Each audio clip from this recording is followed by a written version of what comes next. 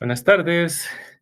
Ahorita remediamos un pequeño problema técnico, mis muy apreciables. Disculpen, en unos segunditos más estamos con ustedes. Dispensen ahí el atraso. Ahorita vamos a iniciar con la clase, reiterando ahí las disculpas por el atraso. Muchas gracias por su paciencia. Dispensen, ahorita vamos a iniciar, ¿eh?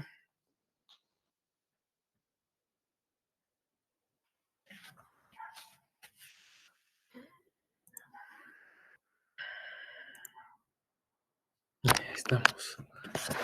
Ahí estamos. Bueno, gracias a Dios ya tenemos aquí cámara. Nos costó hoy un poquito más de la cuenta, o un poquito bastante. Ahorita iniciamos nuestra grabación. No sin antes disculparnos, mis muy apreciables, por la demora. Ahí estamos. Bueno, ya empezó la grabación. De nueva cuenta, les damos la más cordial de las bienvenidas a este curso de Derecho Administrativo en su fase sustantiva y procesal. Gracias, dispensen ahí por el pequeño inconveniente que tuvimos, agradeciendo pues ahí su paciencia, ¿verdad? Así es que vamos a entrar en materia para no perder más el tiempo. Em, Hoy hablaremos acerca del control administrativo. Ahorita vamos a cargar nuestra ventana y así pues compartimos esta pequeña presentación con ustedes. Demora solo unos segunditos, yo creo que ya estamos, veamos, sí. Bueno, pues les decía, vamos a tener a bien conversar acerca de lo que es el control administrativo y sin ya no perder más tiempo, pues entremos en materia. Dice acá, pues tenemos una definición de lo que es el control administrativo como tal, una definición bastante sencilla, pero que igual eh, vamos a ir analizando, ¿no? Dice que el control administrativo es un elemento del proceso administrativo. ¿Cómo así? Es decir, es una parte de todo el proceso administrativo. No podemos decir que el control administrativo sea algo ajeno al proceso, porque no lo es. Tiene que existir control administrativo para que efectivamente el Estado pueda estar efectivamente al tanto, que no hayan órganos que estén violentando procesos, que no hayan órganos que estén resolviendo de forma antojadiza y demás. Entonces tiene que existir efectivamente un elemento adicional como lo es el control. También nos dice que el mismo incluye actividades que están diseñadas para garantizar operaciones reales. Es decir, esas actividades que van desde pequeñas encuestas, que van desde supervisiones esporádicas, que van desde abrir un pequeño buzón para que las personas puedan colocar sus quejas, que van desde publicidad, a donde dice, si estás siendo víctima de algún proceso de cohecho que te estén solicitando, repórtalo. Todas esas actividades van encaminadas, por supuesto, a realizar ese control. Por eso son operaciones reales, es algo que ocurre pues prácticamente, ¿no? Y por supuesto, todo esto coincide con una planificación, eso es lo que nos está diciendo acá al final nuestra definición. Entonces, usted se da cuenta, hemos hecho el análisis de esta pequeña definición que nos deja mucho. Nos dice que el control administrativo es un elemento muy importante, por supuesto, del proceso administrativo, que utiliza distintas actividades reales y planificadas, ¿verdad? Eso sería una definición aún más corta, utilizando palabras claves, ¿no? De lo que es el control administrativo en sí.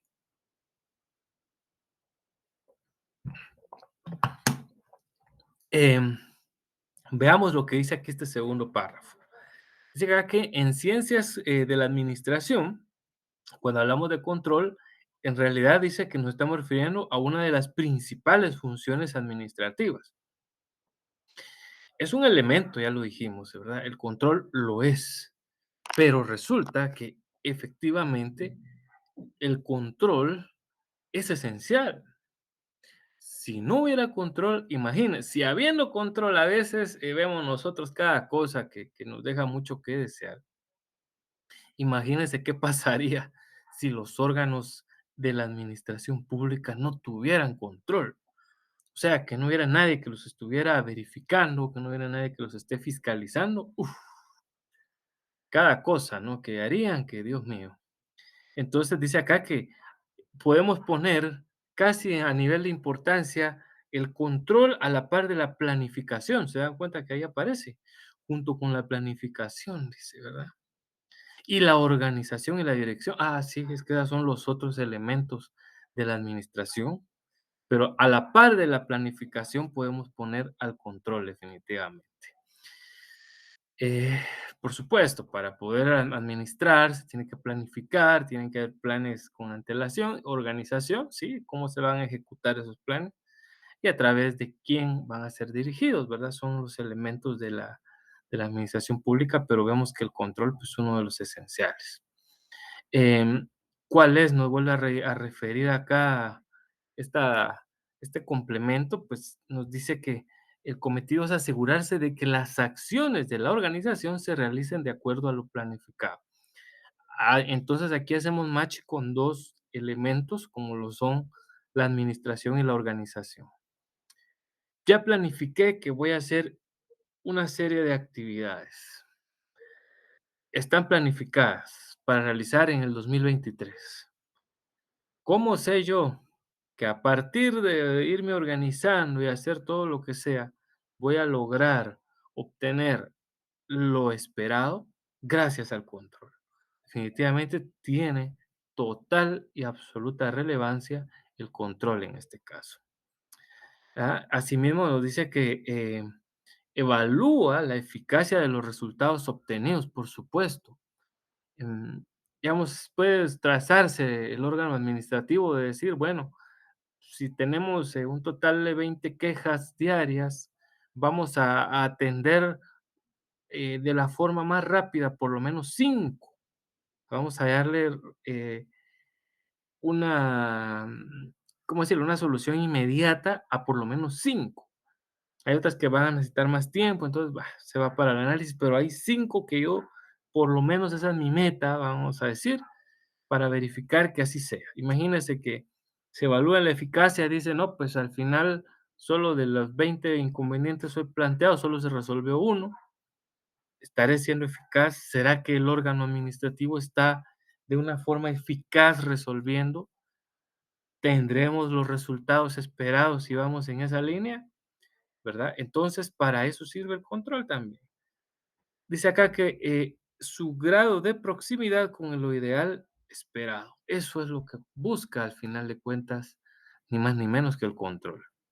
Bueno, aquí hemos hablado ahorita de una serie de situaciones, ¿verdad? Desde una definición que nos lo sitúa como un elemento, uno de los más importantes de la administración como tal, y hemos visto pues que su función, ¿cuál es, no? La esencial, evaluar eficacia de resultados es otra de las situaciones importantes que tiene el control.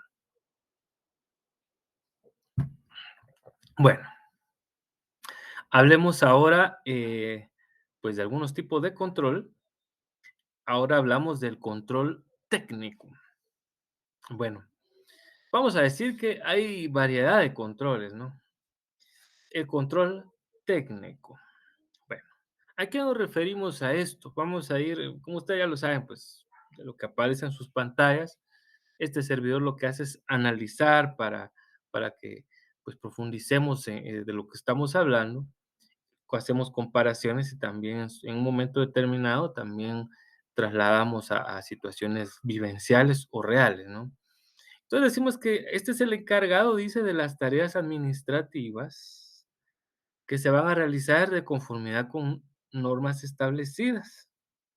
Eh, Nos refiere también a decir que trata de órganos con independencia de funciones dentro de estos, como dentro de los demás órganos como tal. Es decir, vamos a poner un ejemplo.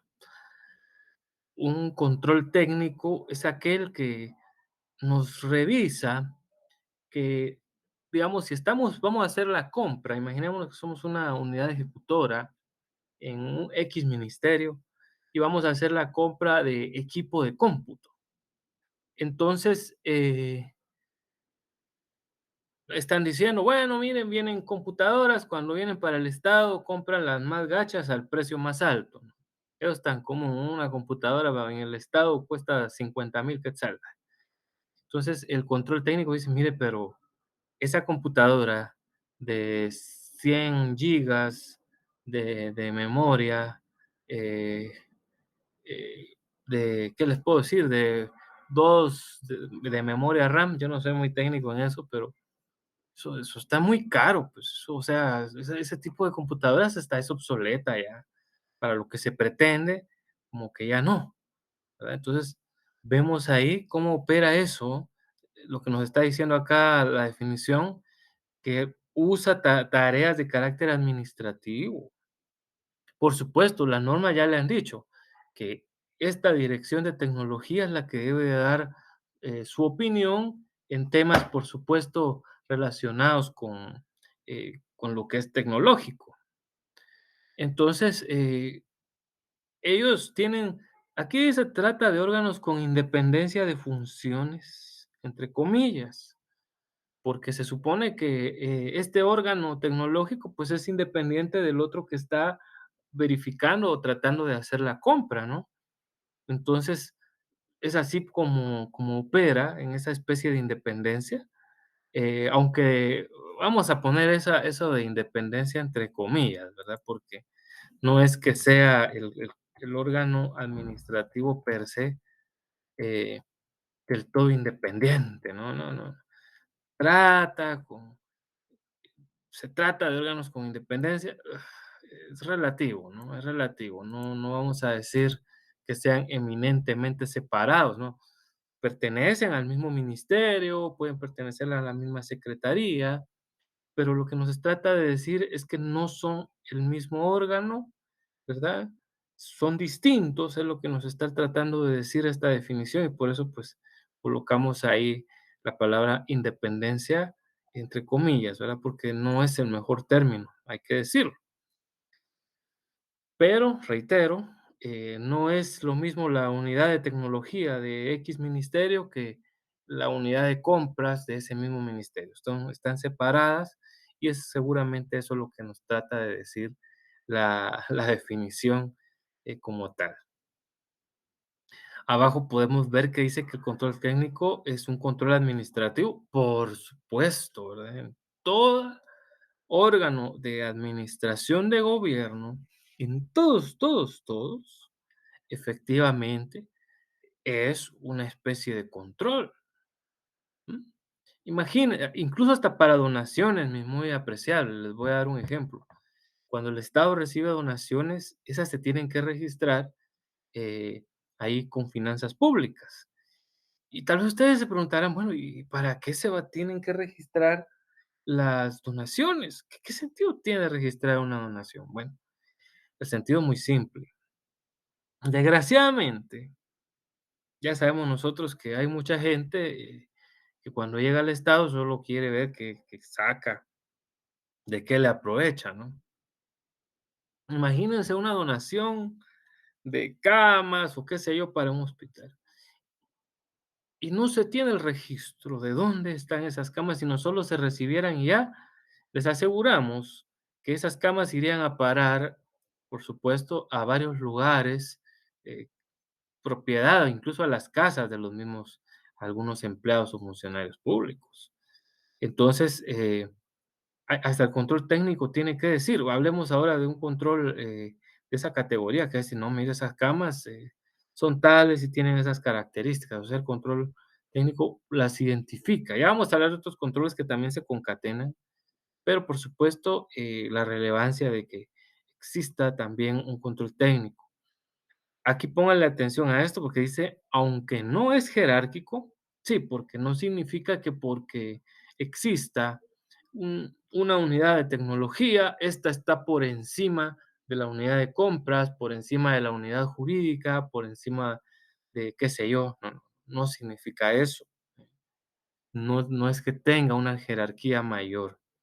¿Verdad?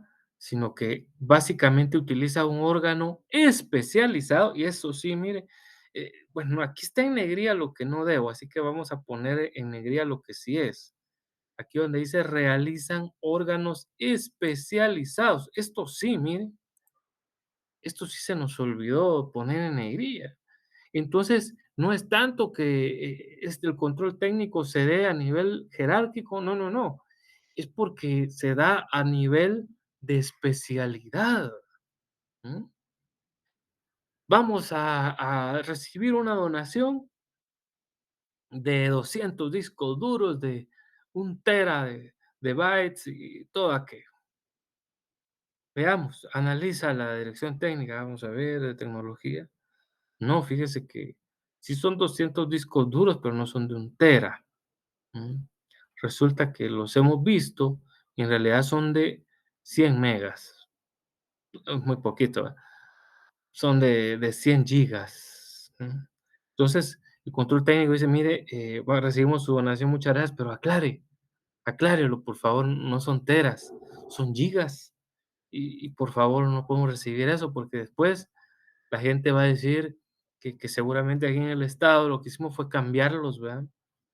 Por ahí algunos se agarraron los discos duros de 1 tera y pusimos los más gachos de 100 gigas, ¿verdad? Entonces, para que no hablen mal de nosotros, por favor, corrijan. Podría ser un ejemplo de cómo actúa el control administrativo. Es especializado. Es obvio de que en una dirección de tecnología, pues tienen que haber ingenieros en sistemas, tienen que haber, también ahora hay licenciados en comunicaciones electrónicas y todo eso. Ahora hay muchas profesiones de ese tipo, ¿verdad? No es como nosotros en derecho, que pues ahí no pasamos de licenciado en ciencias jurídicas y sociales, abogado y notario. Entonces, es de la situación. Em, Hay que decir que esos órganos especializados de la administración pública como tal, eh, por supuesto, tienen que tener una competencia, ¿no? Y reitero, la competencia se la da la norma, es la ley la que coloca la competencia. eh, pues definitivamente es la situación. Aquí me llama la atención que dice lo siguiente, lean, dice órganos especializados de la administración pública sobre órganos administrativos con competencia. Ojo, no es que estén exactamente sobre los demás órganos, porque eso sería contrariar lo que ya decíamos y lo que también pues nos queda claro cuando dice que no es un tema de jerarquías. Lo que sí nos tenemos que decir es que al decir sobre, más que todo se refiere a la especialidad, ¿no? Eh, Hablaba justamente con un pariente que me decía, es que sí, hay un médico que está viendo el tema este de salud y seguridad ocupacional y qué bueno, ¿no? Pero yo les decía, de repente por ahí no era tanto un médico lo que había que contratar, no solo, sino también para hacer un reglamento de salud y seguridad ocupacional necesitaban también alguien que tuviera conocimientos legales, o de repente contratar ambos. Entonces, no solo se refiere, pues, a que un médico es más que un abogado, los abogados somos más que los médicos, para nada, pero cuando se trata de especialidad, pues sí, definitivamente la competencia es superior, ¿no?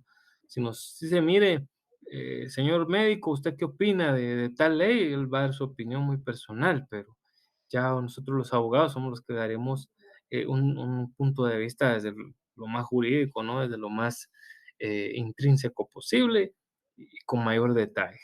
Igual, ¿verdad? Podremos saber algunas cositas de repente por ahí de medicina, pero igual es un médico el que sabrá todo lo de su área. Entonces, eso, damas y caballeros, que hemos platicado, es a lo que se le conoce como control administrativo. ¿Qué les parece? Hablemos de otros tipos de control. Ya vimos el técnico, aquel que prácticamente se basa por especialidades, ¿no? Ahora hablamos de lo que se le conoce como control interno.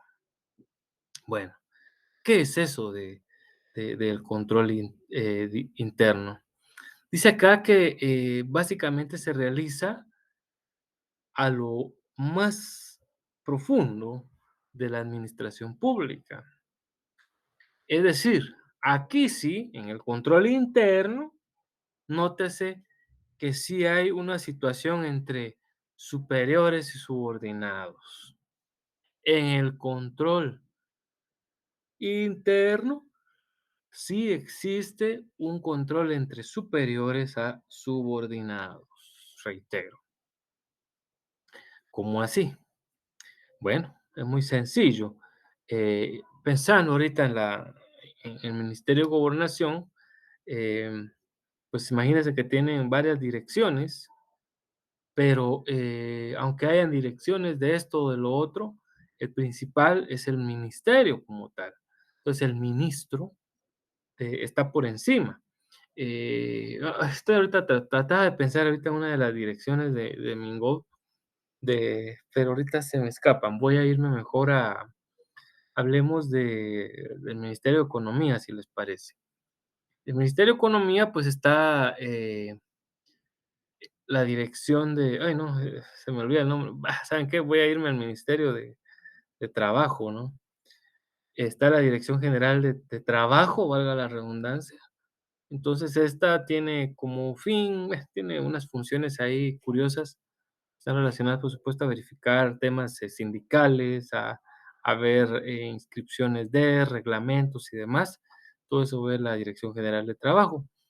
Pero obviamente, cuando viene una situación por el estilo en la que la dirección, por ahí al ministro no le agradan ciertas cosas, pues él entra a verificar y dice, bueno, ¿qué está pasando?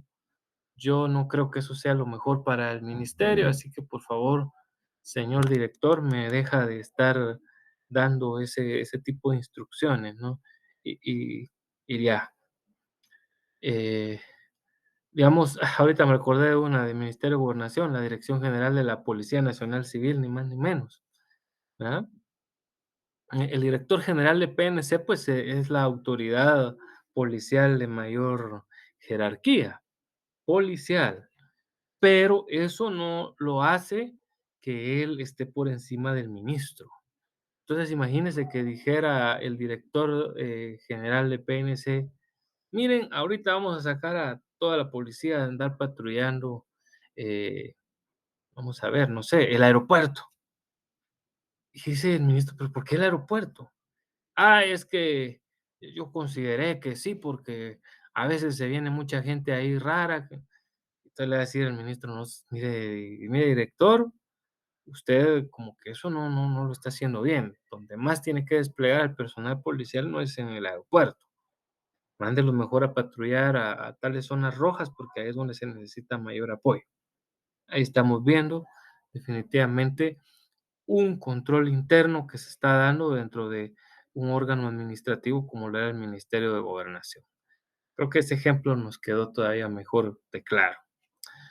Luego tenemos lo que se le conoce como control directo.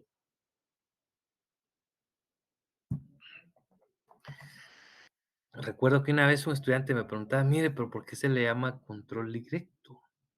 ¿Por qué? ¿Será que porque sí? ¿Porque a algún abogado se le ocurrió? ¿Qué?". No, lo que sucede, se le llama directo porque damas y caballeros, es el que tiene el particular sobre el propio órgano administrativo. Entonces, por eso se le llama directo, porque si yo como administrado no estoy sintiendo que la autoridad me esté resolviendo de buena forma, pues automáticamente yo vengo y yo me quejo y ante esa resolución yo la recurro y en fin, puedo seguir todo un procedimiento de carácter judicial, ¿no?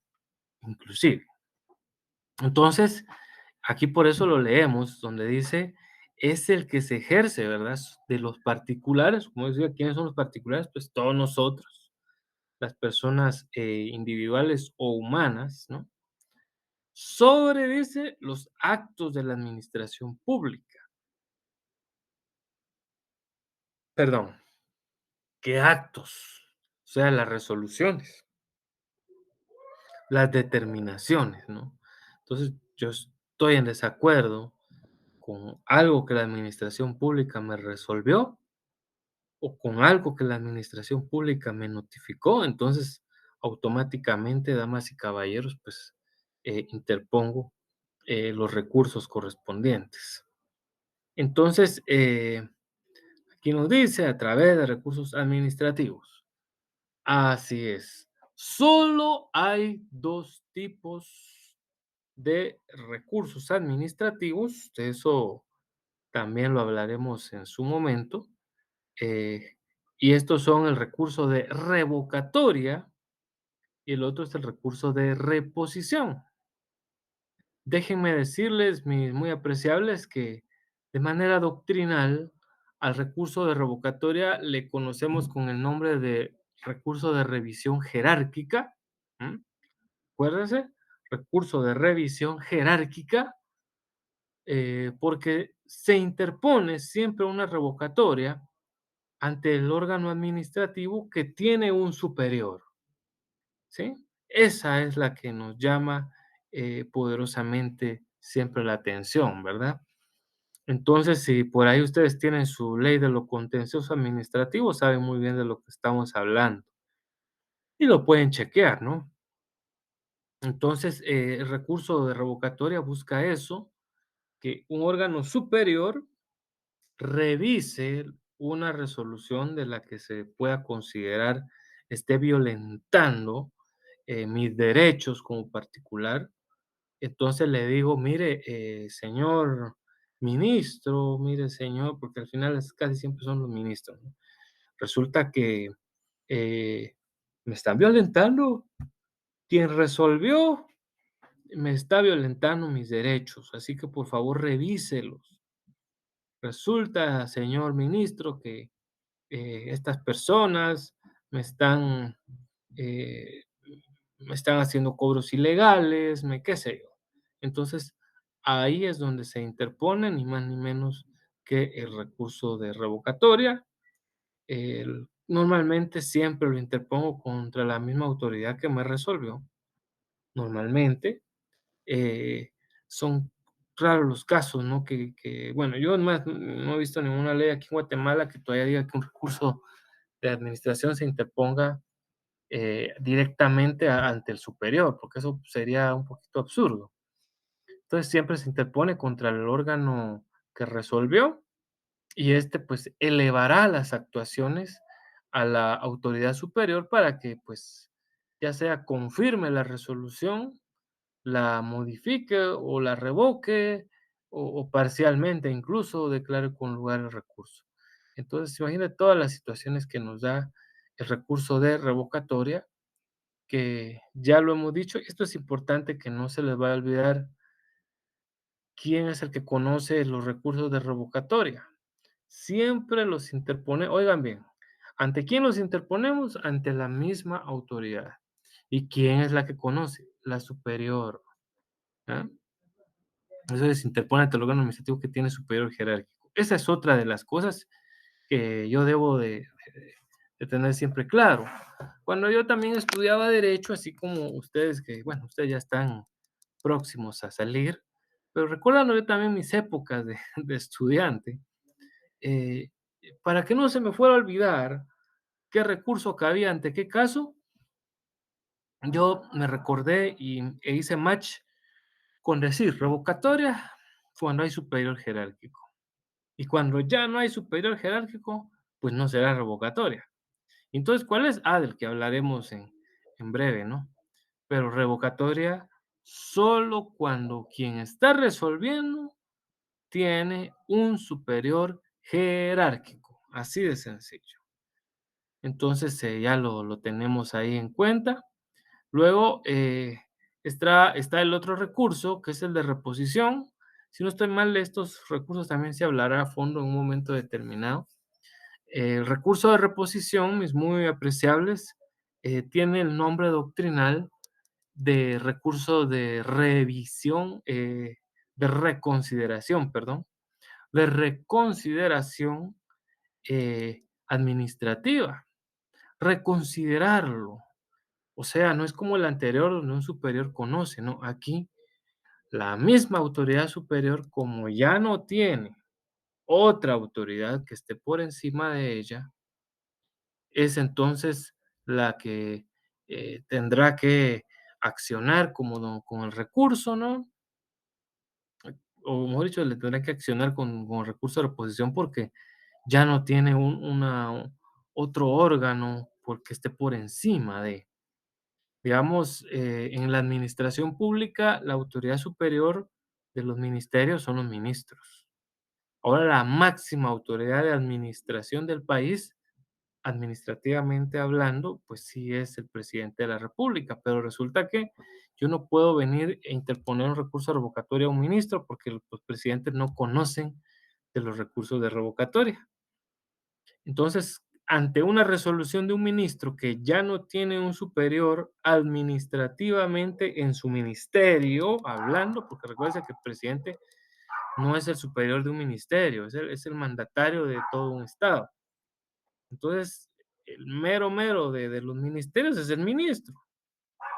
Entonces, yo ya no cabría interponer un recurso de revocatoria diciendo pues, que ahora esto, que las actuaciones pasen y las conozca el señor presidente de la República. Uf, ¿cuándo terminaríamos?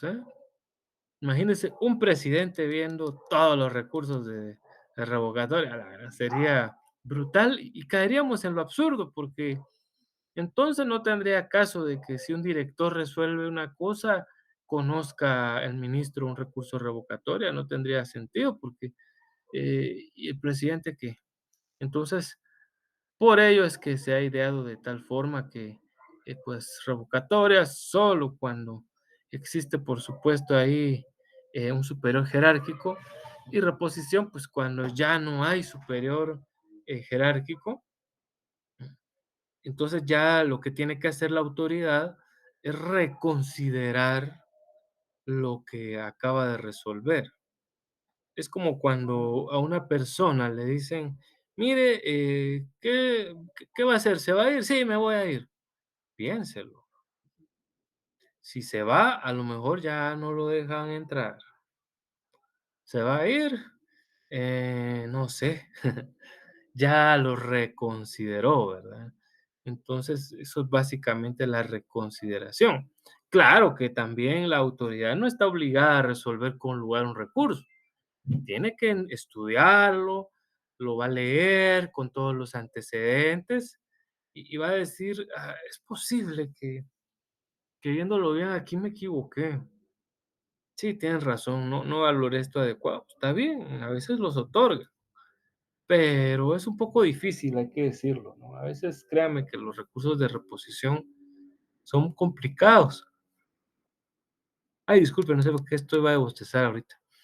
Tal vez porque estoy sentado, ya no me moví y venía de estar haciendo mucho movimiento hace un rato, ¿no? Cuando eh, teníamos ahí problema con la computadora que no me cargaba nunca y en fin.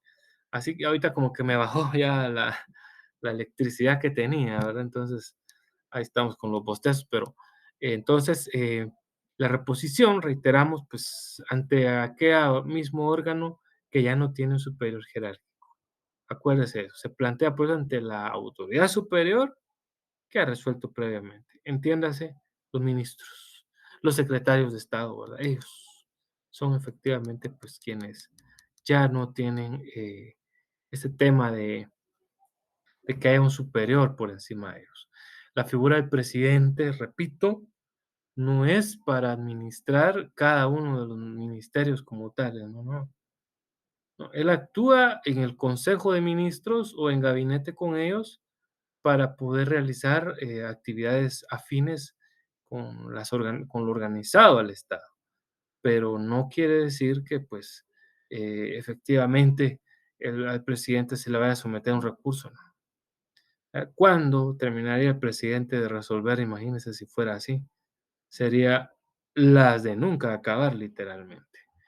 Entonces, hay algo que ustedes tienen que saber con los recursos. Ya hablaremos de ellos en su momento, así bien a fondo, pero desde ya se los hago saber porque he trabajado en distintas entidades del Estado y he tenido a bien observar que muchas veces las personas plantean un recurso de revocatoria, se lo deniega el ministro, póngale, y luego ya están planteando un recurso de reposición. No cabe, no cabe jamás, jamás. y lo dice la ley de lo contencioso administrativo. Ahorita, pues, no la tengo a la mano, la dejé en mi trabajo.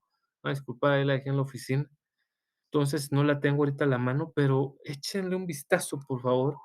No sé si es el artículo 7 o 9. Uno de esos es donde nos habla del recurso de revocatoria y nos menciona, que ante las resoluciones de revocatoria no cabe un recurso de reposición. Hay doctrina y jurisprudencia al respecto, lo que básicamente nos está diciendo, o cuál era el espíritu del legislador. Por supuesto, que no se volviera, las de nunca acabar, ¿no? Un tema de administración pública no se convirtiera en una situación interminable, con estar interponiendo recursos y recursos. Simple y sencillamente ya no. Si usted estaba a interponer recursos y recursos, como he conocido varios, no voy a decir ni colegas, porque eso es gente que de veras o desconoce o se presta a situaciones ilegales. No, pero que es vergonzoso, ¿no? Que un abogado, por ignorante, esté planteando recursos que no tienen asidero legal.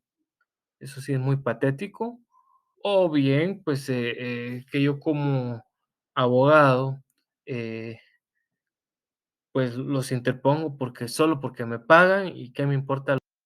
Normalmente, pues, cuando en algunas entidades ya se está tomando la determinación de que se están interponiendo recursos frívolos, lo que se hace es que se le da, el reporte al Tribunal de Honor del Colegio de Abogados y Notarios, y el tribunal, pues, se terminará por sancionar al agremiado que está interponiendo muchos recursos por gusto, sin ningún sentido, sin ningún fundamento, y ya bajo cosas que ni siquiera proceden. Así es pues de que ya lo saben, por favor, cuidado con las malas prácticas, no vayan a caer ustedes en eso. Usted tiene que ser el abogado tajante, que cuando le digan, mire, licenciado, licenciada, ya me resolvieron sin lugar el recurso de revocatoria, ahora qué procede, ni se le ocurre decir reposición. Usted no va a decir, bueno, se acabó la vía administrativa, si usted quiere, vámonos por la vía judicial y podemos por ahí pelearlo, ¿no?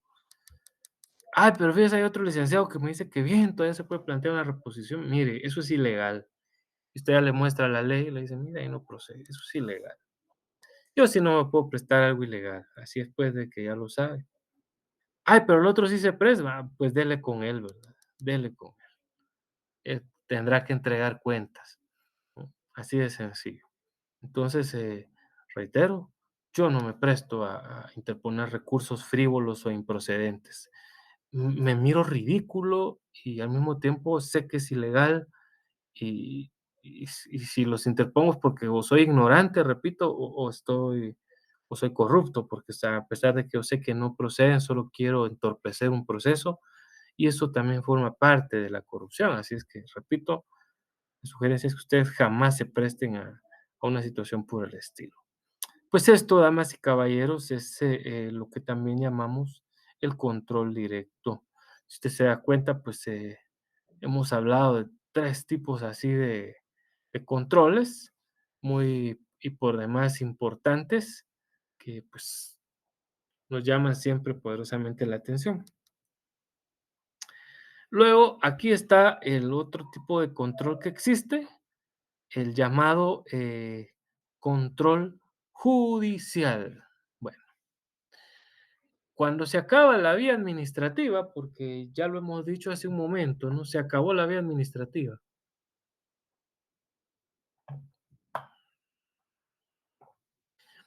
Es decir, ya tenemos un recurso de revocatoria y nos lo declararon sin lugar, o bien una resolución de reposición también declarada sin lugar. Se acabó la vía administrativa. ¿M? Como dice la ley de lo contencioso administrativo, causó estado. Causar estado significa que una resolución, un trámite administrativo ha concluido, ¿no? Ya no tiene recursos pendientes, ya no tiene más acciones que puedan continuarse. Se acabaron esas acciones.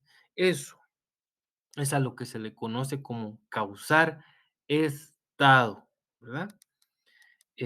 Un término que a ustedes no se les tiene que olvidar. Disculpe, solo voy a conectar acá la compu porque estamos viendo que como que se nos quiere apagar y sería el colmo que se me apague en este momento. Ahí estamos. Entonces, reiterando, pues yo ya sé que el órgano administrativo terminó con con lo que tenía que resolver, pues, ¿qué me queda? Pues ni más ni menos que entrarle, ¿no? A lo que sigue, es lo que nos va a corresponder. Entonces, tenemos acá en el control judicial, ahí lo estamos leyendo, aquí dice que ya es el que se ejerce por los tribunales de justicia. Eso significa que aquí ya no es nada administrativo. Así es. Ya no tenemos nada que hacer en lo administrativo. ¿Y por qué ya no? Porque ya se causó estado, entonces ya no corresponde. ¿M? Entonces le entramos a lo judicial, sí, ahora será un juez o un tribunal, mejor dicho, quien se encargará de resolver en favor de, ¿no? Para ver si todavía se puede hacer algo. Entonces, dice también acá esta breve definición que es un medio de control de los órganos administrativos, por supuesto. No significa, atención, no significa que el órgano judicial esté por encima de todos los administrativos. No, no, no. Puede ser que venga el Tribunal de lo Contencioso Administrativo y resuelva sin lugar el proceso contra la demanda contencioso administrativa porque consideró que simple y sencillamente, pues, eh, no se daban las circunstancias, no se daba el caso para terminar ya, ¿no? Entonces, en ese orden de ideas, ¿verdad? Es como vemos nosotros que eh, opera y funciona lo judicial. Entonces, dice acá que el ejemplo más práctico que tenemos es del proceso de lo contencioso administrativo. Así es. Recuerden algo. Ay, se me acabó el agua. Recuérdense de algo acá. Eh, el proceso contencioso administrativo que hace mención aquí se instaura por la vía judicial y es de única instancia. Es de única instancia. ¿Qué significa eso? Que una vez terminado el tema de lo contencioso administrativo, va a conocer un tribunal como que fuera de una vez una sala de apelaciones, ¿no? Así como ustedes lo escuchan. Entonces, eso es una de las circunstancias que, uy, uy, uy, ¿qué hice aquí? Permítanme. Algo toqué yo acá que, ay, la bendita tecnología que nos cuesta, ahí está. Disculpe, ya estoy tocando yo acá por donde no debo. Pues les decía yo que este tribunal de lo contencioso administrativo, pues conoce en única instancia y tiene razón de ser.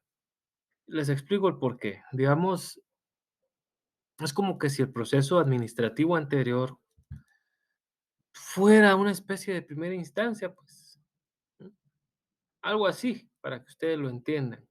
Entonces, para que ya no haya necesidad de acudir más adelante a una sala de la Corte de Apelación, ¿no? Ahí se termina el proceso contencioso administrativo, ya no va a haber una sala que conozca. Claro, habrá algún recurso por ahí que queda pendiente, ya vamos a ver cuál es, pero todavía no estamos hablando de esta clase de recursos judiciales, porque ese ya es un recurso judicial y les prometo que lo veremos también en su momento, ¿no? Entonces, aquí es para que prácticamente, pues, tengamos, por supuesto, muy en cuenta, lo que es. El artículo, 19 de la Ley de lo Contencioso Administrativo nos dice en qué casos procede, eh, un proceso contencioso administrativo. Entonces, vamos a verlo por aquí. Vamos a ver si lo tenemos a la mano, en unos segunditos lo vemos. Entonces nos dice el artículo 19, veamos. Si lo tienen ahí a la mano, por favor.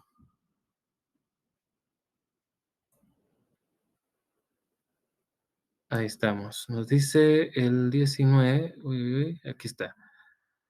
Procedencia, dice. Procederá el proceso contencioso administrativo, dice, número uno, en caso de contienda por actos y resoluciones de la administración y de las entidades descentralizadas y autónomas del Estado.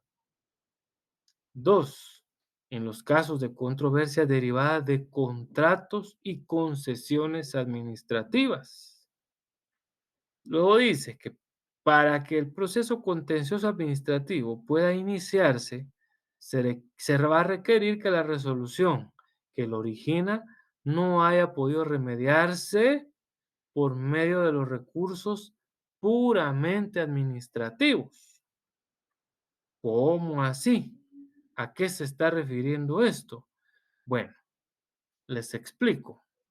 Eh, lo que nos está ahorita diciendo como tal, ya ustedes lo leyeron en el artículo 19 de la Ley de lo Contencioso Administrativo, es que para que yo pueda interponer el proceso, antes tuve que haber planteado ya sea un recurso de revocatoria o un recurso de reposición. Yo no me puedo tirar de una vez. De una vez yo no me puedo tirar a lo judicial. ¿Qué pasa si yo lo hago?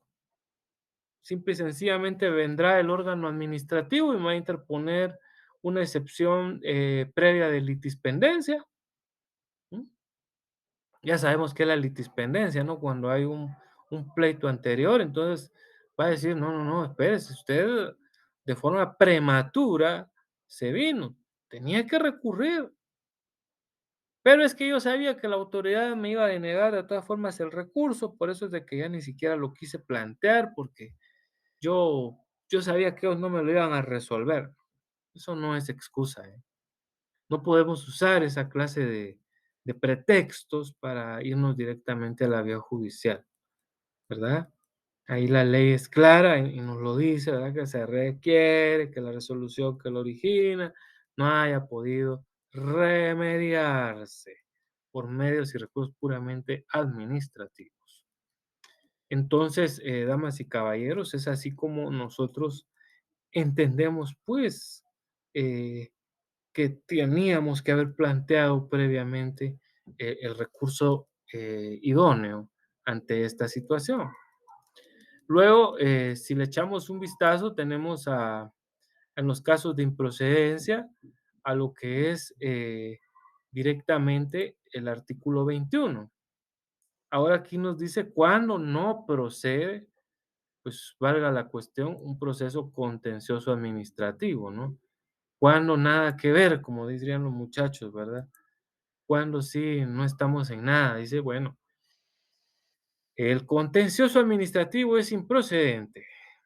Dice, número uno, en los asuntos referentes al orden político, militar o de defensa, sin perjuicio de las indemnizaciones que procedan.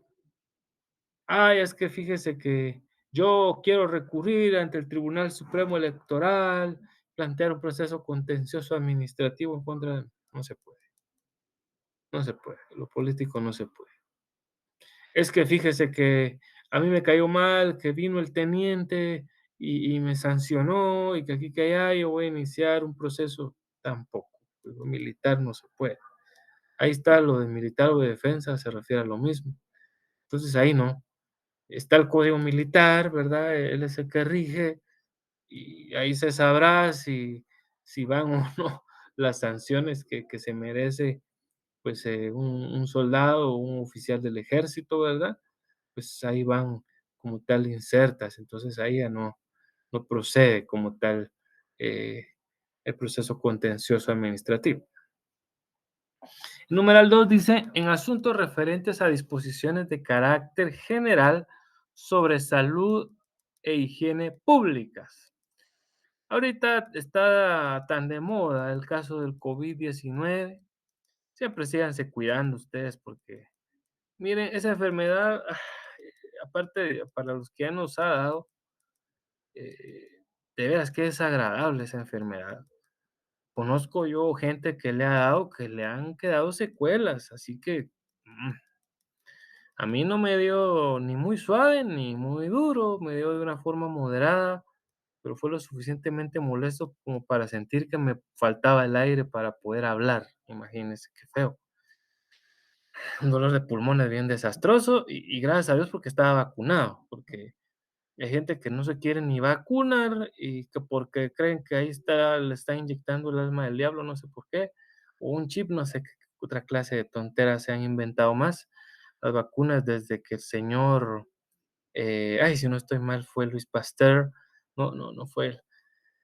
eh, Él viene e inventa la vacuna de la viruela, pues funcionó y es algo que engañamos a nuestro cuerpo insertando una parte de un virus débil o muerto para que nuestro cuerpo cree las defensas y así lo ataca, ¿no? Pero no sé qué nos pasa y a veces nos dejamos guiar por gente que no es la mejor. Perdonen el sermón, pero es importante. Luego, la salud e higiene públicas. Aquí prácticamente pues tampoco. Como que ahorita dijera alguien: "Ay, no, yo voy a recurrir, yo voy a irme a un proceso contencioso administrativo porque me cae mal que me estén diciendo que aquí la gente tiene que estar con mascarilla". Pero si era una obligatoriedad, pues hay que acatar. Entonces, tampoco ante ese tema de salud pública e higiene públicas procede tal situación. Dice: "Sin perjuicio otra vez de las indemnizaciones que procedan", eh uy, ya me perdí, ajá. Sin perjuicio de las indemnizaciones que procedan, solo ahí termina. Perdón, ya me estaba comiendo, pensé que me había comido un tramito de lo que dice. El numeral 3 nos refiere en los asuntos que sean competencia de otros tribunales. Claro, imagínense que este es un tema laboral, a una persona la despiden, una misma entidad del Estado la despide, y esta persona dice: "Ah, pues me voy a ir, ya interpuse recurso de revocatoria, ahora me voy a ir al Tribunal de lo Contencioso Administrativo". No, no. Todo el tema laboral, aún del Estado, según la propia Ley de Servicio Civil, pues definitivamente tiene que conocer los juzgados de trabajo y previsión social, no las salas de los tribunales de lo contencioso administrativo, ¿no? ¿No? Entonces, ante esa situación, pues tampoco, ¿verdad? Número 4 dice, en los asuntos originados por denegatorias, dice aquí increíble, de concesiones de toda especie, salvo lo dispuesto en contrario por las leyes especiales. Cuando se denieguen concesiones de toda especie, vamos a hablar de qué concesión. Le voy a dar un ejemplo. Hay una concesión de una empresa privada para verificar el tema de la autopista de Palín-Escuintla. Desde que Álvaro Arzú hizo esa autopista, todo el mundo, qué bonito, qué chilero, pero en lugar de dejársela solo así al Estado, se inventaron que pues había que pagarle a una empresa para que el que quiera pasar ahí pague, ¿no? Pues qué triste, ¿no? Que el mismo Estado no pueda administrar eso, y que le haya regalado a un su cuate por eso él esa concesión. Pues si ahorita viniera el presidente y revocara ese contrato de concesión, no cabría tampoco un procedimiento de esta categoría. Luego dice, en los asuntos en que una ley excluya la posibilidad de ser planteados en las vías contencioso administrativas. Bueno, ahorita me quedé pensando un ejemplo de esto, porque, bueno, no sé si haya, leyes de administración pública actuales que digan que, tal tema no puede conocerse por la vía contencioso administrativa. Les soy sincero, ahorita no recuerdo ningún caso. Es posible que haya uno por ahí, es posible, pero de momento, pues, no recuerdo que haya algo semejante. Así es, pues, de que de momento, pues, no podríamos dar, un ejemplo de esta situación. Voy a imaginar un ejemplo ficticio solo para que ustedes lo pudieran comprender. Imaginémonos que no es así, que la ley de contrataciones del Estado dijera que es lo opuesto, repito, que no se pueden seguir por temas de cumplimiento o de controversias o situaciones por lo contencioso administrativo. Si así dijera la ley de contrataciones del Estado, entonces, ante controversias, dudas y todo lo demás, no se podría plantear lo que hoy en día sí se plantea, ¿no? Que hay procesos contenciosos administrativos planteados en contra del Estado por esta situación. Pero si hubiera una ley que lo reformase y dijere que ya no, pues ya no, así de sencillo. Por eso les digo que ahorita no recuerdo que haya una ley que tenga, singulares características, de verdad que no lo recuerdo.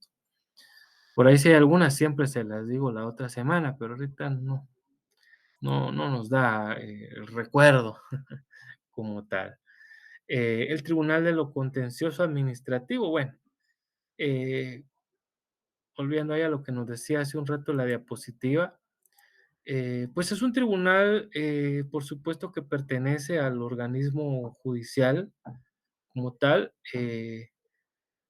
como la misma palabra lo dice, es un tribunal, o sea, integrado por 3 personas. Eh, Estas 3 personas, pues, estoy diciendo de 3 personas, o sea, 3 jueces, ¿verdad? 3 magistrados, nada que personas. Entonces, son 3 magistrados, disculpe ahí la inobservancia de la ay, oratoria forense, ahorita me falló.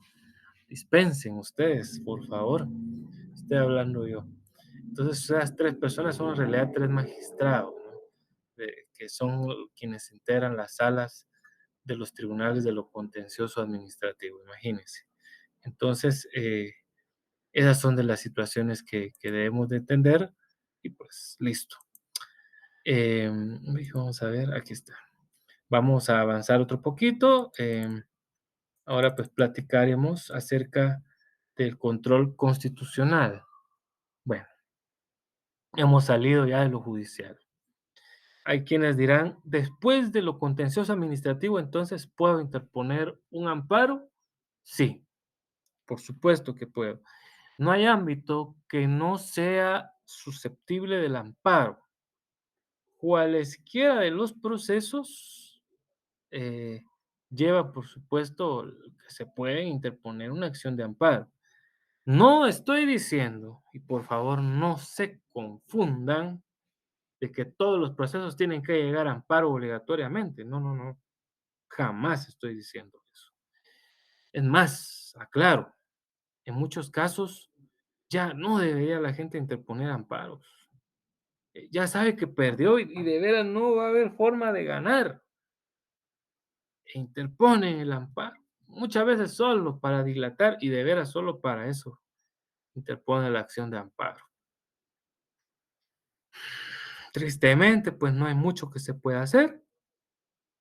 eh, Porque si el amparo no es una instancia revisora, ni es una tercera instancia, ni nada por el estilo, pero el control constitucional, ¿verdad? Normalmente lo ejerce por eso la Corte de Constitucionalidad, eh, no solo ella, también la Corte Suprema de Justicia, a través de la Cámara de Amparos y Antejuicios, claro. Entonces, pero el precepto principal es que acá que busca que no se violen actos y garantías constitucionales. No solo hablemos del amparo, porque también está la exhibición personal, aunque esta pues está a veces un poquito más amarrada a temas penales. La inconstitucionalidad es otro ejercicio, ¿no? ¿Qué pasa cuando hay una normativa que está creando un órgano de Estado que se considera que violenta la ley? Pues se da el tema de la inconstitucionalidad. Si es toda una ley es de carácter general, si solo son unos artículos, pues será de carácter parcial, ¿verdad?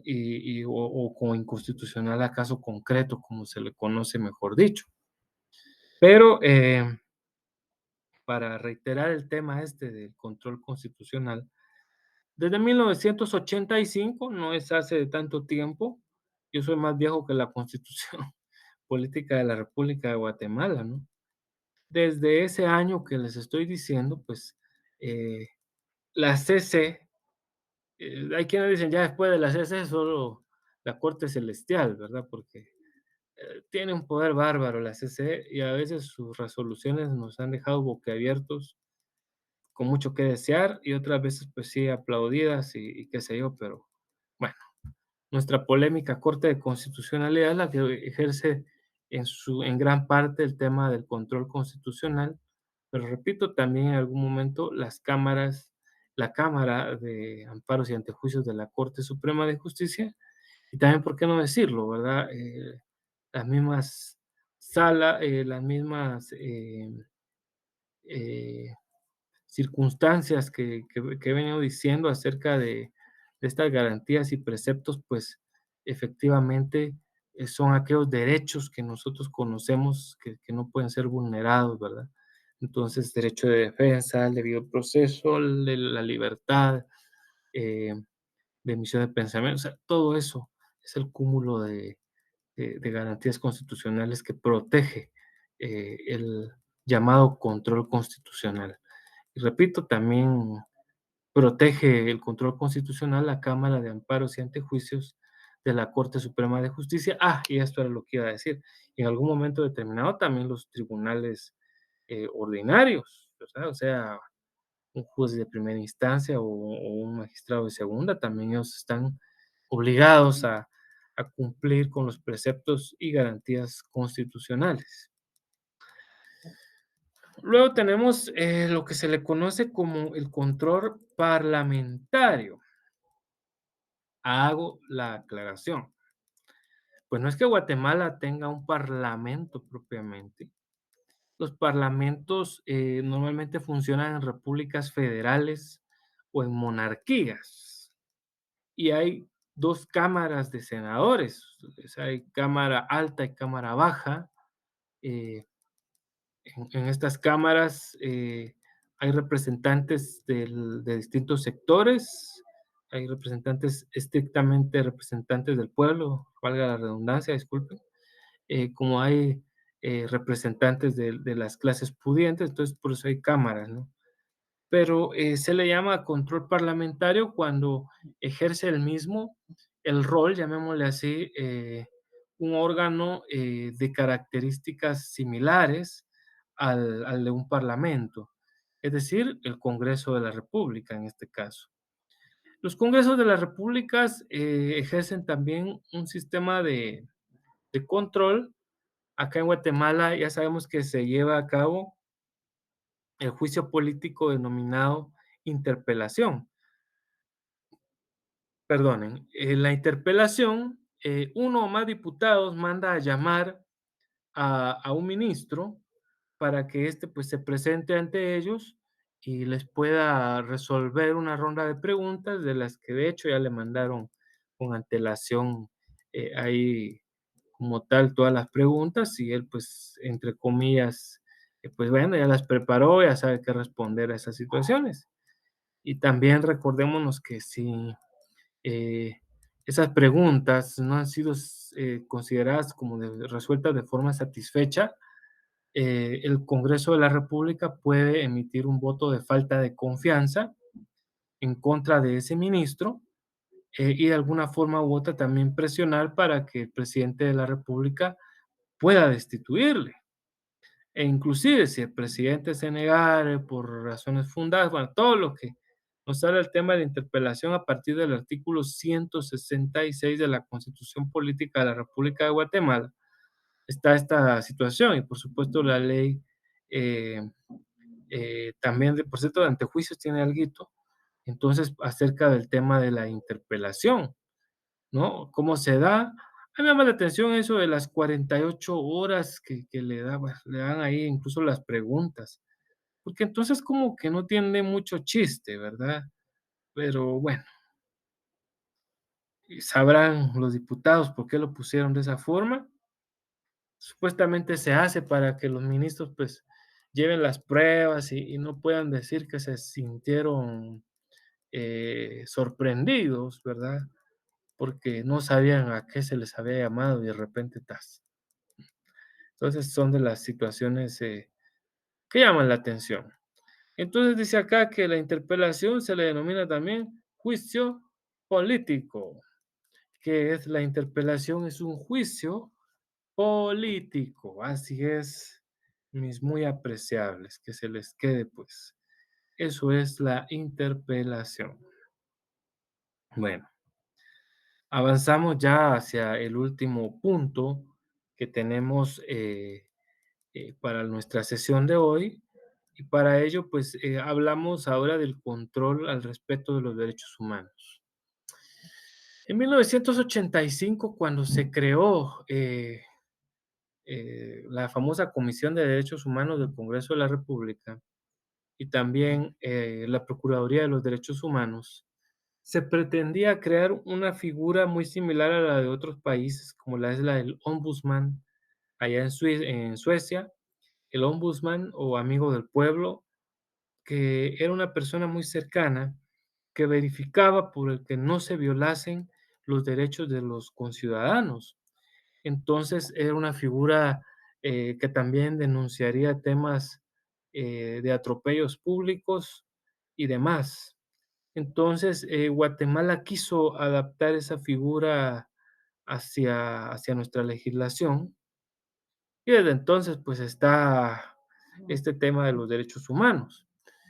En Guatemala hoy en día esta figura se ha, yo diría que satanizado, no se me ocurre otra palabra, o podría decir que se ha degenerado incluso, porque hemos visto que ha perdido la objetividad y a lo mejor pues el pueblo tiene la percepción, la mayoría de hecho de las personas tienen, o hasta me atrevería a decir, tenemos cierta percepción de que el procurador de derechos humanos vela más por los derechos de los violadores que por de las personas que han sido violentadas, ¿no?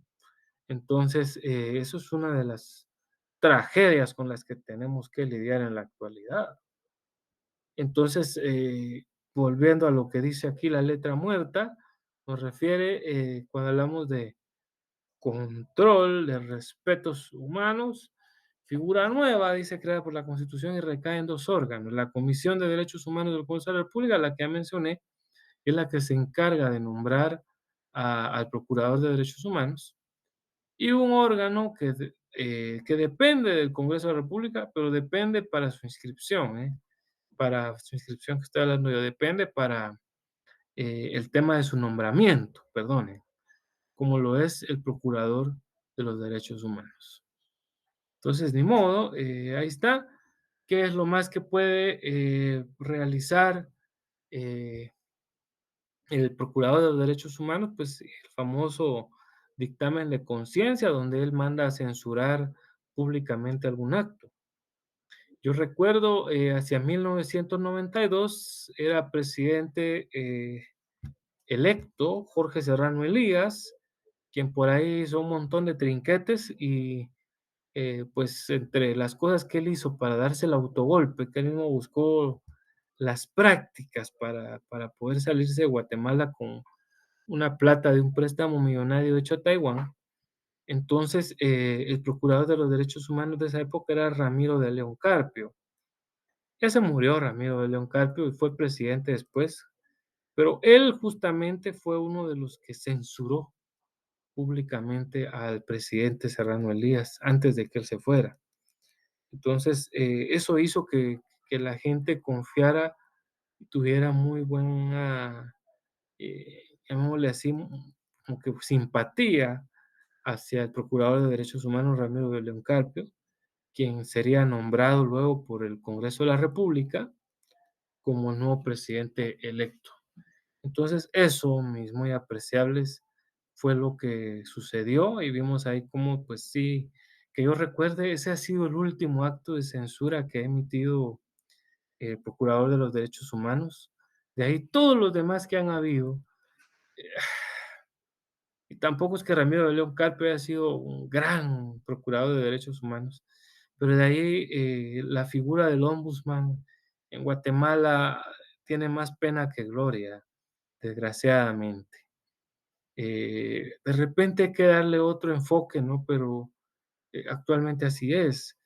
Lo malo de eso de derechos humanos es que también confunde y hace creer a la población que derechos humanos es defender a los mareros, a los delincuentes, por encima de la persona honrada que ha muerto o de los parientes que ha perdido en esta misma vida por el mismo tema pues, de violencia y demás, ¿no? Entonces, bueno, eso es lo que tenemos que decir del procurador de los derechos humanos.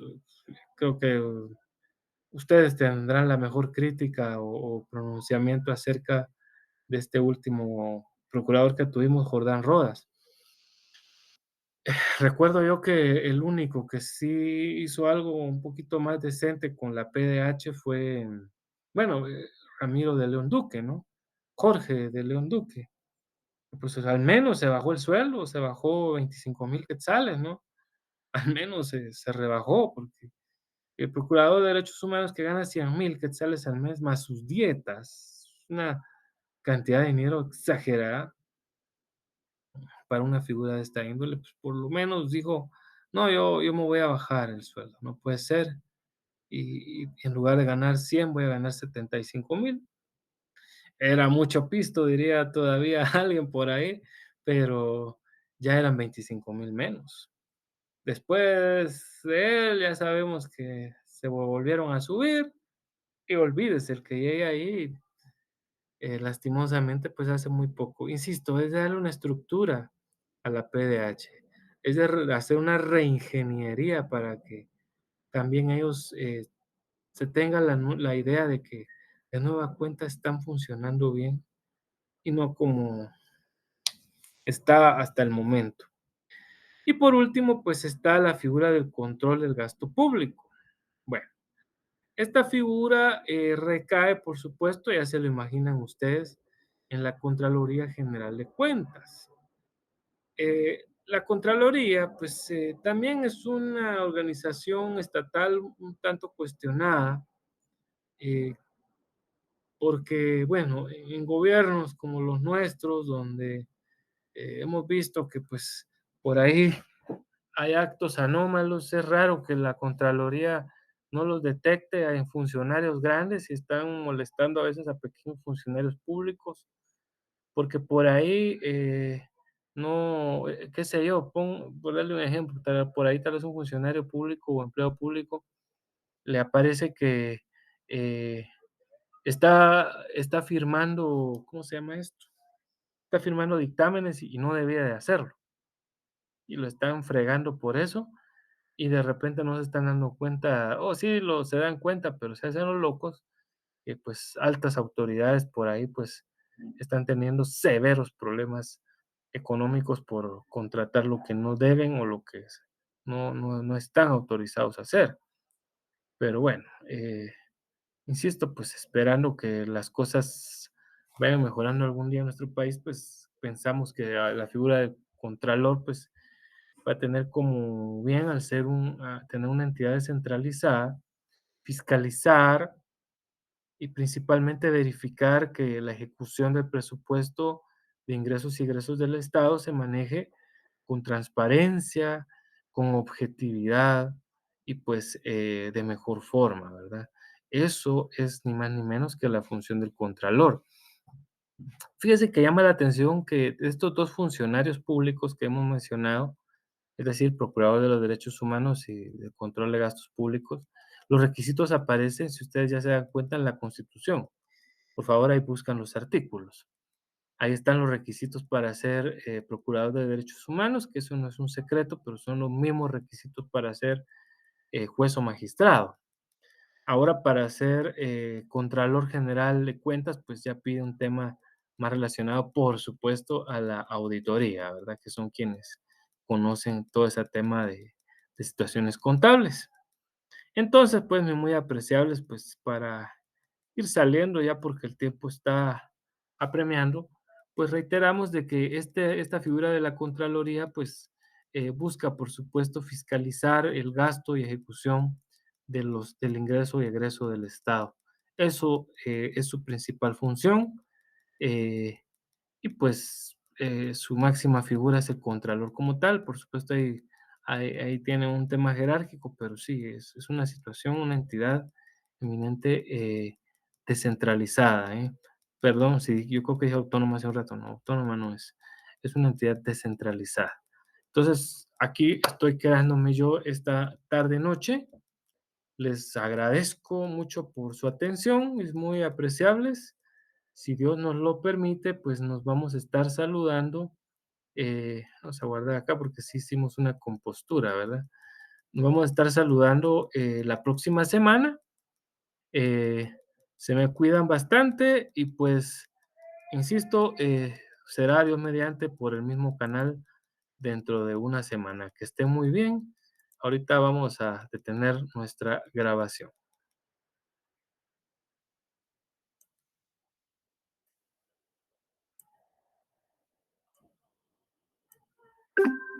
Todavía estamos en vivo, entonces gracias por todo. Que tengan buenas noches y buen provecho.